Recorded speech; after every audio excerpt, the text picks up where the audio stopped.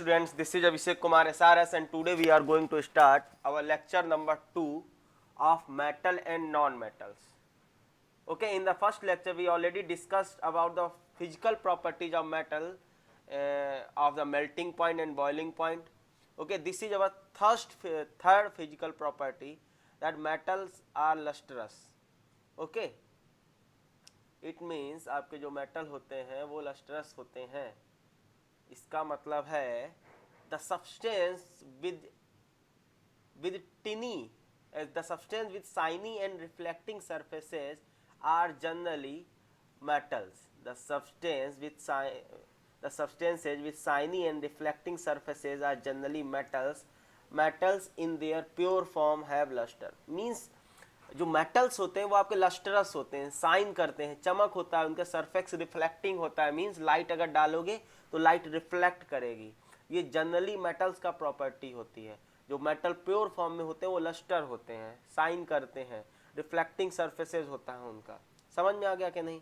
जैसे एग्जाम्पल के लिए gold has shiny surface while would does not have. Would आपका नॉन मेटल है. वुड ना तो शाइनी सरफेस होता है, ना तो लाइट रिफ्लेक्ट करता है. और गोल्ड देख लो, गोल्ड साइन करता है, रिफ्लेक्ट करता है लाइट, और लस्टरस होता है नेचर का. ओके, रीजंस क्या होते हैं इनके? Due to electronic vibration of free electrons. हम लोगों को सबको पता है कि जो मेटल्स होते हैं इलेक्ट्रिसिटी कंडक्ट करते हैं, क्योंकि इनमें फ्री इलेक्ट्रॉन्स, ये इलेक्ट्रॉन फ्री करते हैं, इलेक्ट्रॉन लूज करते हैं, और इन फ्री इलेक्ट्रॉन्स की वजह से ये इलेक्ट्रिसिटी कंडक्ट करते हैं. अब ये जो फ्री इलेक्ट्रॉन होते हैं इनमें बहुत वाइब्रेशंस होता है, ये अपने ही पोजीशन पे वाइब्रेट करते हैं, बहुत तेजी से हिलते हैं. ठीक है ना, कंपन बोलते हैं जिसको हिंदी में. तो इसकी वजह से ये जो नेचर इनका होता है, ये शाइनी होते हैं और ये लस्ट्रस नेचर के होते हैं, रिफ्लेक्टिंग सरफेसेस होता है इनका. एक्सेप्शंस में क्या क्या है इनका? Exception, always remember exceptions are important. In the exceptions, graphite means carbon and iodine, these are non metals. ये non metal है. non metal है तो इनमें ये प्रॉपर्टी नहीं होना चाहिए, लेकिन ये non metal होने के बाद भी ये शाइनी सरफेसेस होता है इनका. इनका सरफेस जो है वो शाइन करता है. तो ध्यान रखिएगा, मोस्टली मेटल्स आपके शाइनी सरफेसेस वाले होते हैं, लस्टरस होते हैं, रिफ्लेक्टिंग सरफेसेस वाले होते हैं. But graphite and iodine is the only two non-metals which have shiny surfaces. So these are exceptions. Normally all non-metals do not have shiny surfaces, but except graphite or iodine, and iodine are non-metals but they have shiny surfaces. Okay, so this was our third property. Okay, our fourth property is malleability. Okay, malleability होती क्या है? Metals can be beaten into thin sheets. This property is called malleability. Means metals का property होती है उनको पीट पीट के अगर हम लोग एकदम पतली thin sheet बना सकते हैं. And this property is known as malleability. Aluminium foil is the best example, क्योंकि सबने देखा होगा जिनसे हम लोग खाना वगैरह रैप करते हैं, वो बेसिकली एल्यूमिनियम की होती है. उसको हम लोग कितना पतला बना देते हैं, कितना थिन बना देते हैं. This property is known as malleability. और जो मेटल्स होते हैं वो आपके मेलेबल नेचर के होते हैं. Okay, for example we can see aluminium, gold, silver can be beaten into thin sheets. इनको हम लोग थिन शीट्स में बना सकते हैं. Aluminium foils, gold foils and silver foils के रूप में बोलते नहीं मार्केट में. हाँ, सिल्वर फॉइल जैसे आप मिठाइयों वगैरह में यूज करते हैं, लेयर लगा देते हैं ना. एल्यूमिनियम फॉइल्स आपकी रैपिंग पे यूज आती हैं. गोल्ड फॉइल, सिल्वर फॉइल्स, इनको पतला जो ना थिन बना सकते हैं. मेलेबल्स होते हैं, जितने भी आपके मेटल्स होते हैं मेलेबल होते हैं. Okay, this is our fourth. Reasons क्या होते हैं? What is the reason behind this? Due to elastic nature of metals, they can bear the stress. ये इलास्टिक होते हैं, मतलब इलास्टिक मतलब ये खींच सकते हैं. इतने हार्ड होते हैं आपको दिखते नहीं, लेकिन इलास्टिक होते हैं, क्योंकि पीटते हैं तभी तो ये इलास्टिक करके खींच जाते हैं. तो जो आपके मेटल्स होते हैं they are in elastic nature. Okay, इसमें एक्सेप्शंस क्या क्या हैं? जो इलास्टिक नहीं होते, जो मेलेबल नहीं होते, उनको देख लेते हैं. ओके, इनमें अगर एक्सेप्शन का बात करें, zinc is non malleable at most of temperature. Zinc आपका नॉन मेलेबल होता है, मतलब उसकी हम सीट नहीं बना सकते हैं, उनको बीट करके पतला सीट नहीं बना सकते हैं. However, it is interesting to know that it becomes malleable between 100 to 150 degree Celsius.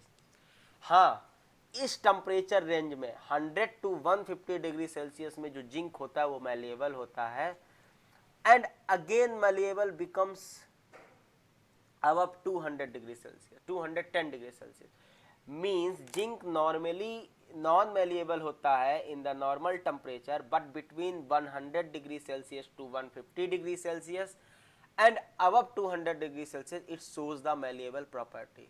Okay, this is the zinc is the only metal which is non malleable. Okay, fifth property is our ductility. What is ductility? Ductility means जिनको हम लोग खींच के wire बना सकते हैं thin wire में, तो वही लिखा है metals can be drawn into chains और wires, and this property of metals is called ductility. Metals को हम लोग खींच के उसमें वायर्स के फॉर्म में या चेन्स के फॉर्म में बना सकते हैं, और ये प्रॉपर्टी को हम लोग डक्टिलिटी बोलते हैं। What ductility? तो malleable metals are malleable and also ductile. Ductile means उसको खींच के हम लोग वायर्स के रूप में फॉर्म कर सकते हैं। आप एग्जांपल्स के लिए, जैसे आपके जो वायरिंग होती है होम में, एल्युमिनियम के वायर्स होते हैं, सिल्वर या फिर कॉपर की वायरिंग होती है, तो उनको पतला करके हम लोग वायर फॉर्म कर सकते हैं। ओके ना? For example gold and silver chains. अब गोल्ड और सिल्वर की आप ज्वेलरी में चैन पहनते हो कि नहीं? तो उनको इतना हम लोग वो इतने डक्टाइल होते हैं कि उनकी चैन फॉर्म्स करते हैं। केबल वायर्स, कॉपर वायर्स जो आपके घरों में बिजली का तार आता है, ठीक है, gold is the most ductile metal. जो गोल्ड होता है it is the most ductile metal. Okay, सबसे ज्यादा डक्टाइल कौन सा होता है? वो होता है आपका gold. Gold is the most ductile nature. Okay, तो ये आपको याद रखना है। रीजन क्या होता है इनका? Due to the elastic nature of metals. तो इलास्टिक मैलिएबिलिटी और डक्टाइलिटी बेसिकली इनके इलास्टिक नेचर की वजह से आता है। ओके, तो due to the elastic nature of metals, जो metal are ductile. Okay, and gold is the most ductile metal. Again exception is here zinc. Okay, malleability and ductility so same property, दोनों में stress लाना पड़ता है, stress होता है, elastic property की वजह से होता है। तो ओके, तो here is the same example, exception is zinc. Okay, next property is your thermal conductivity, means heat का conduction. In thermal conductivity transfer of heat from one end of a substance to the another end is known as thermal conductivity. Thermal conductivity means किसी भी metal का one and अगर गर्म करते हैं तो यहाँ तक दूसरे एंड तक हीट पहुँच जाती है। This is known as thermal conductivity. और मेटल जो होते हैं कंडक्ट करते हैं heat. Similarly you can use wood, if you are heating wood one end, लेकिन दूसरे एंड पे हीट नहीं पहुँचता है, ठीक है ना? तो मेटल्स में ये प्रॉपर्टी होती है, ठीक है, वो थर्मल कंडक्टिविटी और हीट कंडक्ट करते हैं। Okay, this property is known as thermal conductivity. Metal can transfer heat from one end to another end, so they are called thermal conductors. तो इनको हम लोग थर्मल कंडक्टर्स बोलते हैं, क्योंकि ये जो मेटल्स का प्रॉपर्टी होता है कि they can transfer heat from one end to another end. Okay, what is the examples? Again हम लोग देख सकते हैं, हम लोग डेली लाइफ में देख सकते हैं। व्हेन अटेंसिल्स मीन्स बर्तन्स are heated from bottom, the whole pot burns hot. हम लोग क्या करते हैं, जो लोहे के बर्तन होते हैं, एल्युमिनियम के बर्तन होते हैं, जिनको हम लोग खाना बनाने के लिए यूज करते हैं, जब उनका एक पर्टिकुलर बॉटम में हीट लगता है, लेकिन पूरा का पूरा बर्तन गर्म हो जाता है। It means that the heat is transferred from bottom to all other parts of the utensil. इसका मतलब ही है कि जब बर्तन नीचे गर्म करते हैं तो पूरा का पूरा पॉट गर्म हो जाता है, पूरा का पूरा टेंसिल गर्म हो जाता है। ओके, आई थिंक ये क्लियर हो गया होगा, सबने देखा होगा। Okay, now seventh one is thermal conductivity की तरह ही होता है। Seventh one is electrical conductivity. Metals electricity conduct करते हैं। How? Have you ever notice that switches on TV, we put power cable on television to electric socket, and TV start working. Means बता रहे हैं कि जब भी हम लोग देखते हैं, जब टीवी ऑन करना होता है तो सबसे पहले उसका प्लग, पावर सर्किट जिसको इलेक्ट्रिक सॉकेट बोलते हैं, उसको लगाते हैं और टीवी स्टार्ट हो जाती है। इसका मतलब क्या होता है, जो वायर्स होते हैं वो आपके मेटल्स के होते हैं और उसमें इलेक्ट्रिसिटी ट्रांसफ़र होती है और सॉकेट के थ्रू ट्रांसफ़र होती है और टीवी के पास करंट जाता है और टीवी चालू हो जाता है। तो इसका मतलब यही बता रहे हैं कि जो मेटल्स होता है वो इलेक्ट्रिकली कंडक्टर होते हैं, इलेक्ट्रिसिटी कंडक्ट करते हैं।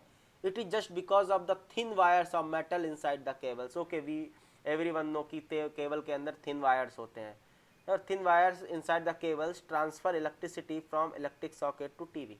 वही बोल रहे थे कि क्या होता है, वो टीवी में जो इलेक्ट्रिक सॉकेट होता है वो करंट क्या करता है, ट्रांसफर करता है टीवी में। And this property of metals is called electrical conductivity. On removing metal wire from cable, we cannot turn on our electrical appliances. Means वही बता रहे हैं, अगर ये वायर ना हो केबल में, जो मेटल के वायर हो, तो हम लोगों का टीवी चालू नहीं हो सकता क्योंकि इलेक्ट्रिसिटी कंडक्ट नहीं होगी। ओके, तो नॉर्मली जो हम लोग देखते हैं वायर्स हमारे कॉपर एल्यूमिनियम के होते हैं। ओके, एग्जांपल्स क्या क्या होते हैं आयरन, आई मीन इलेक्ट्रिकल जो मेटल्स हैं, सिल्वर, कॉपर, आयरन, ये सारे का है आपके इलेक्ट्रिसिटी कंडक्ट करते हैं। अगेन ये भी इलेक्ट्रॉन्स की वजह से होता है। Reason, due to the presence of free electrons in their atoms. जो मेटल्स होते हैं उनमें फ्री इलेक्ट्रॉन्स होते हैं। ओके, वो इलेक्ट्रॉन फ्लो करता है जिसकी वजह से वो करंट भी फ्लो होती है। तो मीडियम जो होता है मेटल्स में करंट फ्लो का, वो बेसिकली इलेक्ट्रॉन्स होते हैं, फ्री इलेक्ट्रॉन्स होते हैं। एट्थ प्रॉपर्टी इज सोनोरिटी, सोनोरिटा नहीं, sonority. Okay, metals produce a ringing sound when struck with hard materials. This property of metal is called sonority. Means जब metal को हम लोग कुछ हिट करते हैं तो अजीब सा साउंड आता है। ओके, साउंड आता है, तो वो साउंड वाला जो प्रॉपर्टी होती है उसको बोलते हैं हम लोग sonority. Metals produce a ringing sound, ringing वाला साउंड होता है, ट्रिन ट्रिन टाइप वाला। Okay, and this property is known as sonority. तो metals are sonorous in nature and therefore metals are called sonorous. Wind chimes, chimes नहीं होते जो हमारे घरों में लगे होते हैं, तो वो टकराते हैं तो टन टन टन का आवाज़ करते हैं ना। हम भी किसी कोई मेटल ले लें, बर्तन ले लें, उस पर आवाज़ कुछ हिट करें तो छन छन सा आवाज़ आता है। तो this is ringing sound and this property is known as sonority and that's why metal is called sonorous in nature और sonorous. Wind chimes of metal stick और हार्ड बेल, जो बेल लगी होती है वो भी मेटल यूज होता है। ठीक है ना।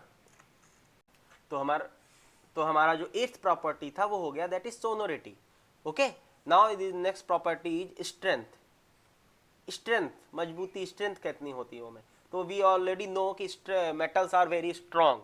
ओके, सबको पता है जितने भी मेटल्स हैं सारे स्ट्रॉन्ग होते हैं, जल्दी नहीं टूटते हैं। ओके, तो वही लिखते हैं, metals are strong that is they can hold heavy weights without snapping. Snapping means breaking.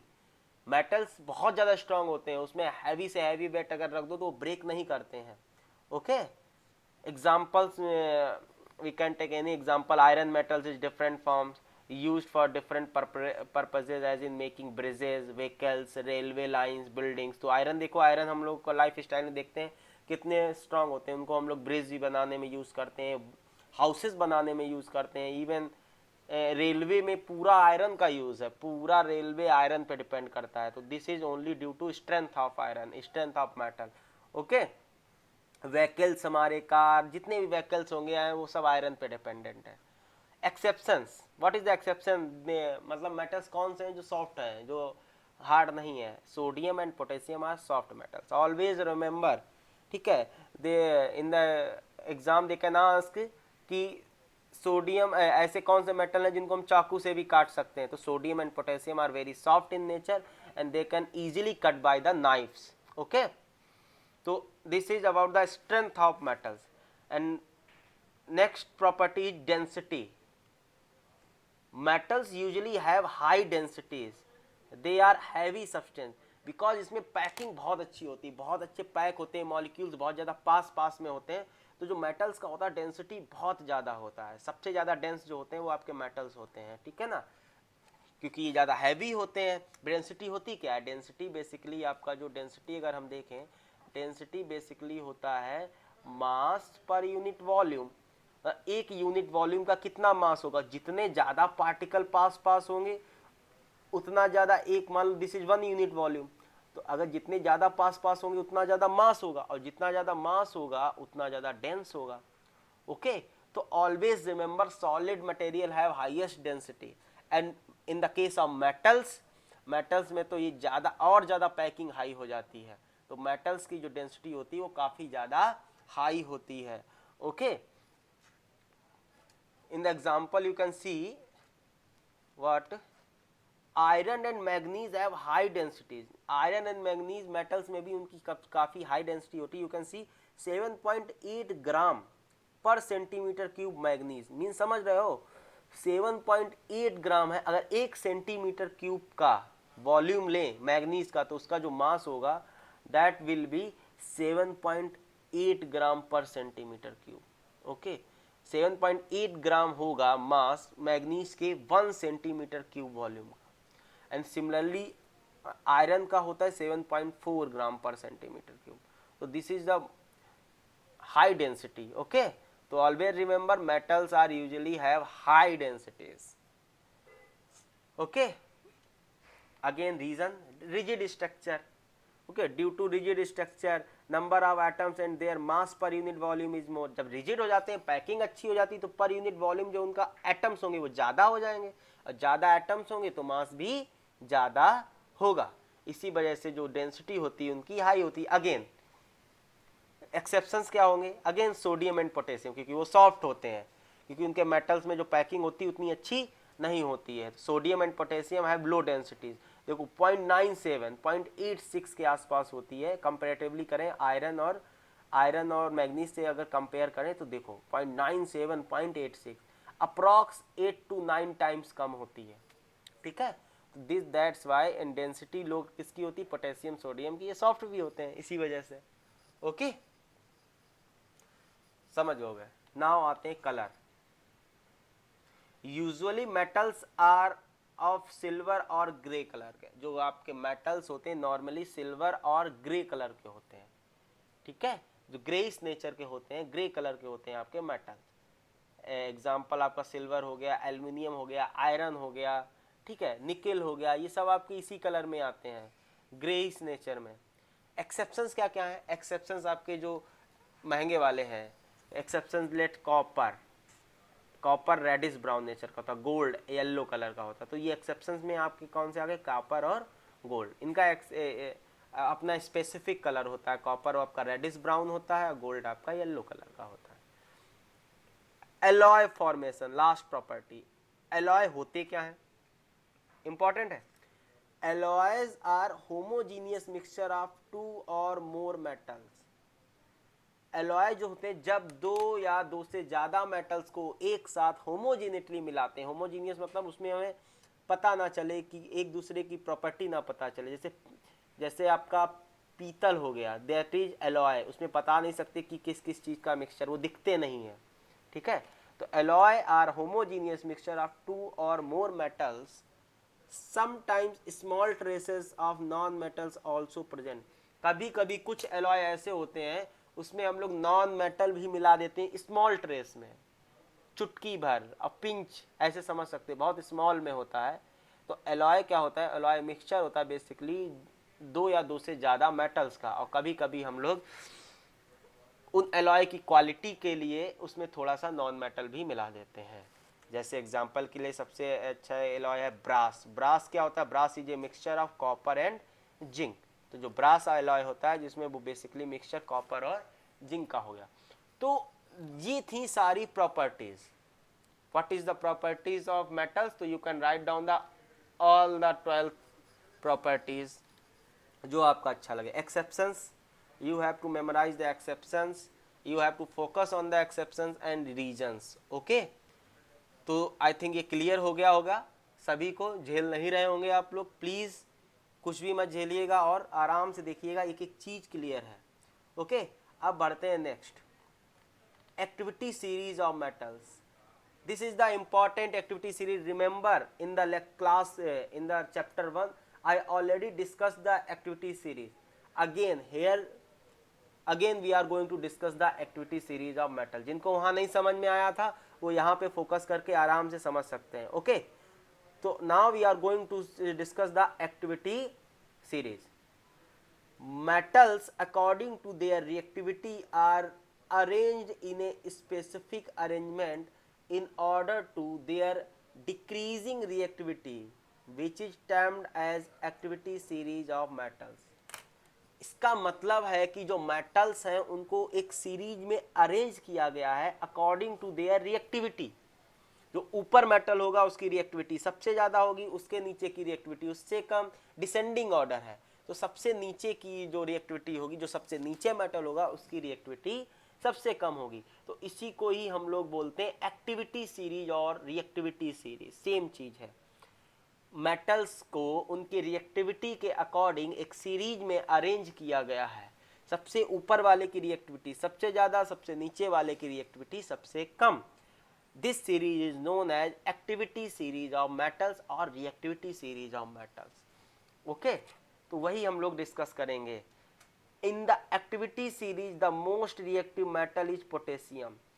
Potassium activity series में सबसे ज़्यादा रिएक्टिव होता है, इसीलिए वो सबसे ज़्यादा ऊपर होगा. अभी दिखाएंगे. Which is placed at the top of the series, while platinum जो metals में होता है that is least reactive metals, which is placed at the bottom of the series. Okay, so in the activity series the most reactive metal is potassium, which is placed at the top of the series, while platinum is the least reactive metal, that's why it is placed at the bottom of the series. Activity series is also called the reactivity series. मैंने बताया था कि activity series और reactivity series same चीज होती है. Hydrogen is although a non-metal, but it is included in the series because it can form a positive ion. Okay, means अभी मैं दिखाऊंगा एक्टिविटी सीरीज कौन है, कहाँ की है. पर हाँ, हाइड्रोजन के बारे में बात करें. हाइड्रोजन आपका नॉन मेटल है. Hydrogen is your non metal. Okay, but इसको भी एक्टिविटी सीरीज में ना काम दिया गया है, आई मीन जगह दी गई है, प्लेस दिया, because hydrogen can lose electron and form H plus. That's why hydrogen is also placed in activity or reactivity series, because hydrogen can lose electron and form positive ion, a positive ion. Okay, अभी हम देखते हैं activity series है क्या. This is our activity series. Okay, तो now second topic is characteristics of activity series. In this we can see the where is our activity series. Okay, electropositive character decreases down the series. This is the property of electropositive activity series. Potassium सबसे ऊपर होता है and platinum is at least. Okay, अब देखो इसकी reactivity के according भी हम लोग देखो डिस्प्लेसमेंट रिएक्शन यही एक्टिविटी के अकॉर्डिंग होती है. जितना ज़्यादा ऊपर होगा उतना ज़्यादा रिएक्टिव होगा. तभी तो कहते हैं जो पोटेशियम को जब हम लोग पानी में डालते हैं तो ये तुरंत रिएक्ट करता है. ओके, तो most vigorously with acidic solution to give H2. मतलब ये जो स्टार्टिंग के कैल्शियम तक के कंपाउंड है, दिस एंड दिस, ये जो होते हैं ये एसिड के साथ बहुत तेजी से रिएक्ट करते हैं और क्या देते हैं, hydrogen gas. These are most electropositive elements of activity of periodic table. Okay, तो similarly यही same reacts with vigorously with water. ये लोग नॉर्मल वाटर के साथ भी बहुत तेजी, vigorously मतलब एक्सोथर्मिक रिएक्शन होती है, हीट निकलता है, विग्रस रिएक्शन होता है, तेज रिएक्शन होता है, दिख जाता है हमको. ओके, तो जो स्टार्टिंग के ये वाटर के साथ भी रिएक्ट कर जाते हैं और एसिड के साथ भी बहुत अच्छे से रिएक्ट करते हैं. And after the reacting with acid they give hydrogen gas. Okay, तो ये हमने एसिड बेस्ड चैप्टर में पढ़ा होगा कि एसिड के साथ जो मेटल रिएक्ट करते हैं तो हाइड्रोजन गैस देते हैं. But it's not happen always, सारे मेटल्स के लिए नहीं होता है ये बात भी ध्यान रखना. जो कैल्शियम के नीचे होते हैं, magnesium, aluminium, zinc, okay, chromium, iron, ये सारे जो होते हैं वो वाटर के साथ रिएक्ट तो करते हैं बट बहुत स्लोली रिएक्ट करते हैं नॉर्मल वाटर के साथ। बट हाँ, अगर आप वाटर की जगह स्टीम यूज कर लो, स्टीम मतलब वेपर, वाटर का वेपर्स, ठीक है, that will be at 100 degree Celsius, तब ये रिएक्ट कर जाएंगे और हाइड्रोजन गैस देंगे। बेसिकली ये जो मैग्नीशियम से लेके आयरन तक के मेटल्स हैं, they can react with water but very slowly. हाँ, if they are reacting with steam तो बहुत तेजी से रिएक्ट करेंगे, बिकॉज इनकी रिएक्टिविटी ऊपर वालों से कम है। ओके हाँ, if magnesium, aluminium, zinc, chromium, iron, cadmium, cobalt, निकल, टिन एंड लेड, ये सारे एसिड के साथ रिएक्ट कर जाएंगे। मतलब ये सारे आपके एसिड के साथ अगर एसिड के साथ रिएक्शन देखें तो ये सारे रिएक्ट करेंगे, सारे के सारे, और क्या देंगे, react with acids and give hydrogen gas. ऊपर वाले भी आपके एसिड के साथ रिएक्ट करेंगे एंड हाइड्रोजन गैस देंगे, बट वो बहुत तेजी से रिएक्शन होगी, विग्रस रिएक्शन होगी। Okay, that can be dangerous. So हमें उसके लिए वो क्या करना पड़ेगा, प्रिकॉशंस लेनी पड़ेंगी, दूर रहना पड़ेगा। और ये नॉर्मल रिएक्शन होती है, हाइड्रोजन गैस देता है, बट इतनी विग्रस रिएक्शन नहीं होती है। मीन्स हाइड्रोजन के ऊपर के सारे मेटल्स जो हैं आपके, हाइड्रोजन के ऊपर के ऑल मेटल्स, सारे के सारे मेटल्स आपके एसिड के साथ रिएक्ट करते हैं और हाइड्रोजन गैस देते हैं। ओके,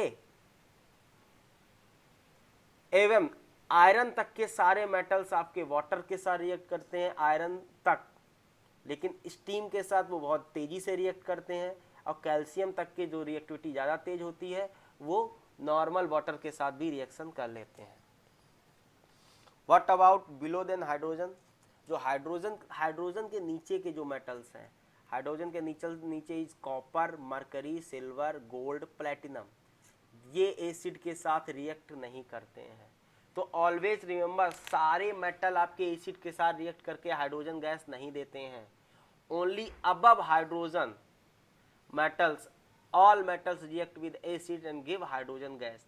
ये ध्यान रखना आपके में, जो आप लोग लिखते हो ना कि acid react with metal and give the hydrogen gas, तो it's not true for all metals, because below hydrogen or metal they do not react with hydrogen gas, sorry acid, because उनकी रिएक्टिविटी जो होती है hydrogen से भी कम होती है, तो वो कैसे दे देंगे, ठीक है ना।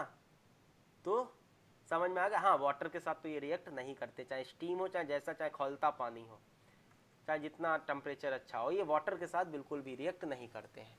तो ये एक्टिविटी सीरीज के बारे में चीज़ें थी। तो आई थिंक एक्टिविटी सीरीज का पहला पॉइंट कैरेक्टरिस्टिक समझ गए होंगे, बहुत अच्छे से समझना, बहुत अच्छे से। Okay, next property activity series की है, metals that are placed above hydrogen can displace hydrogen from water and dilute acid. तो वही बता रहे हैं, जितने भी मेटल आपके हाइड्रोजन के ऊपर हैं वो हाइड्रोजन को डिस्प्लेस करके, ठीक है, या वाटर से हाइड्रोजन को डिस्प्लेस कर देते हैं। ठीक है, देखते नहीं डिस्प्लेसमेंट रिएक्शन क्या होती है, जब भी हम लोग अगर एसिड का रिएक्शन हम लोग किसी भी हाइड्रोजन के ऊपर वाले मेटल के सॉल्ट के साथ कराएं तो वो उसको डिस्प्लेस कर देता है। जैसे हम लोग रिएक्शन अगर याद होगा आप लोगों को, जैसे अगर हम लोग जिंक की, सॉरी Fe की रिएक्शन H2SO4 के साथ कराएं तो ये Fe क्या है, हाइड्रोजन के ऊपर है, तो ये हाइड्रोजन को डिस्प्लेस कर देगा, क्या बना लेगा, FeSO4 एंड हाइड्रोजन गैस। तो वही लिखा है, metals that are placed above hydrogen can displace hydrogen from water, water से भी, एंड डाइल्यूट एसिड, जो आपका एसिड होगा, जैसे ये डाइल्यूट एसिड है H2SO4, यहाँ से भी। ओके, तो ये पहली, ये सेकेंड प्रॉपर्टी हो गई। And third property is your, metals are placed below hydrogen can not displace hydrogen from water and dilute acid. जो भी मेटल आपके हाइड्रोजन के बिलो हैं वो आपके डिस्प्लेस नहीं कर पाते, क्योंकि उनकी जो रिएक्टिविटी होती है वो कम होती है हाइड्रोजन से भी। A high placed metal can displace low placed metal in salt solution. वही डिस्प्लेसमेंट रिएक्शन का है, जो मेटल हाई पोजीशन पे है वो लो पोजीशन वाले मेटल को डिस्प्लेस कर देते हैं उसके सॉल्ट सॉल्यूशन से। जैसे आपका कॉपर ले लेंगे अगर FeSO4 में, देन कॉपर सल्फेट नहीं बनेगा। ओके, ये डिस्प्लेसमेंट रिएक्शन का एग्जांपल है, मैं ऑलरेडी पढ़ा चुका हूँ आपको चैप्टर 1 में। देखो कैसे था, मीन्स FeSO4 इफ अगर हम लोग कॉपर लेंगे तो कॉपर के साथ इसका कोई रिएक्शन नहीं होगा। अगर इसकी जगह जिंक ले लेंगे तो जिंक आयरन से ऊपर है तो ये इसको डिस्प्लेस करके क्या बना लेगा, ZnSO4। तो ये डिस्प्लेसमेंट रिएक्शन है, इसी के अकॉर्डिंग होती है, हमने आपको डिस्कस किया था। ओके, नेक्स्ट पॉइंट है आपके, a low placed metal can not displace a high place metal from its salt solution. जो लो, जस्ट उसका उल्टा है, लो प्लेस वाला हाई प्लेस को डिस्प्लेस नहीं कर पाएगा। ऑक्साइड्स ऑफ मेटल लाइट, जैसे potassium, sodium, calcium, magnesium and aluminium का, ये सारे ऑक्साइड हैं, potassium oxide, sodium oxide, calcium oxide, इनके ऑक्साइड जो है can not reduced by reducing agent like H2, carbon और कोबाल्ट। ये पॉइंट थोड़ा कम समझ में आएगा, लेकिन समझने का कोशिश करिए कि इनके ऑक्साइड रिड्यूस नहीं किए जा सकते हैं हाइड्रोजन, कार्बन और CO की वजह से, क्योंकि इनकी रिएक्टिविटी बहुत ज़्यादा हाई होती है, ऊपर होते हैं ये, इसीलिए इनकी जब इनके द्वारा ये रिड्यूस नहीं हो सकते हैं। ध्यान रखिएगा इसको, ये एग्जाम के पॉइंट ऑफ व्यू से इम्पॉर्टेंट नहीं है। ओके, ऑक्साइड्स ऑफ मेटल्स, जो ऑक्साइड आपके एल्युमिनियम के ब्लू हैं उनको रिड्यूस किया जा सकता है इनके द्वारा, hydrogen, copper, carbon and cobalt के द्वारा। जो जिनके ऑक्साइड, जो ऑक्साइड ऑफ मेटल जो एल्युमिनियम के नीचे मेटल्स हैं उनकी बात कर रहा हूँ। ठीक है, प्लीज ध्यान से सुनना एक एक चीज। And last point is your, oxides and nitrides are very less reactive of metals like mercury, gold, silver and can be reduced by heating of by strong heating. अब जो नीचे आते हैं, जो सबसे लेस रिएक्टिव होते हैं, ओके, इनके ऑक्साइड और नाइट्राइड्स जो होते हैं बहुत लेस रिएक्टिव होते हैं, इतने लेस रिएक्टिव होते हैं कि इनको क्या करते हैं, अगर हम लोग हीट भी कर दें ना तब भी ये रिड्यूस हो जाते हैं, नॉर्मल हीटिंग पर्पज से भी ये रिड्यूस हो जाते हैं। जैसे मरकरी का ऑक्साइड है, अगर HgO है आपके पास, इसको हीट करेंगे ना, नॉर्मल हीटिंग में ये Hg प्लस ऑक्सीजन बना लेगा, ये रिड्यूस हो जाएगा HgO किसमें, मरकरी में। सिमिलरली हम लोग गोल्ड के साथ और सिल्वर के साथ, सिल्वर का ऑक्साइड ये भी बहुत लेस रिएक्टिव होता है, इसको भी हम लोग नॉर्मल हीट करें तो ये किस में कन्वर्ट हो जाएगा, सिल्वर और ऑक्सीजन, सिर्फ हीटिंग प्रोसेस से। ओके, और जो सबसे ऊपर होते हैं पोटेशियम, सोडियम, कैल्शियम के ऑक्साइड, इनको तो हम लोग एजेंट्स के द्वारा भी रिड्यूस नहीं कर सकते हैं। इनके लिए जैसे हाइड्रोजन, कार्बन और कार्बन मोनोऑक्साइड CO, ठीक है, इनके द्वारा भी रिड्यूस नहीं किया जा सकता। ये अच्छे रिड्यूसिंग एजेंट होते हैं, बट जो रिएक्टिविटी सीरीज में ऊपर होते हैं उनको इनके द्वारा भी रिड्यूस नहीं किया जा सकता। जो इनके नीचे होते हैं उनको इनके द्वारा रिड्यूस किया जा सकता है, जो एल्युमिनियम के नीचे होते हैं। और जो सबसे नीचे होते हैं like mercury and gold and silver, उनको तो हम लोग नॉर्मल हीटिंग प्रोसेस से ही रिड्यूस कर सकते हैं। ओके, तो this is all about today's lecture. In the next lecture we will discuss next topic. ये हमारी आज के लेक्चर में जो थी फिजिकल प्रॉपर्टीज डिस्कस कर ली हमने, और इलेक्ट्रोकेमिकल सीरीज होती क्या है and what is the characteristics of electrochemical series, उससे हम लोग क्या क्या चीजें पता कर सकते हैं इलेक्ट्रोकेमिकल सीरीज। तो this is all about the today's lecture. Okay class, thank you class.